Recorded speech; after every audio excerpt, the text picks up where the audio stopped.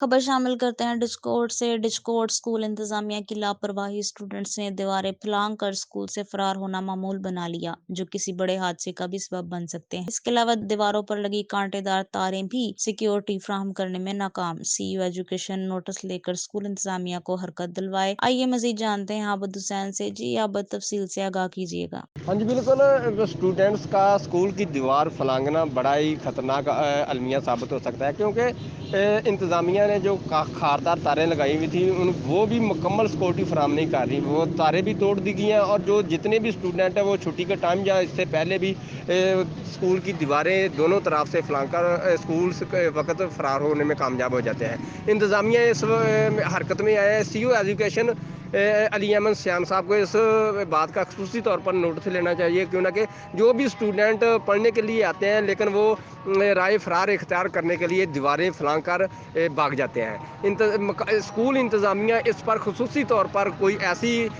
कार्रवाई अमल में लाएगा ताकि स्टूडेंट जो है ना वो किसी बड़े हादसे का सबब ना बन सके। जी।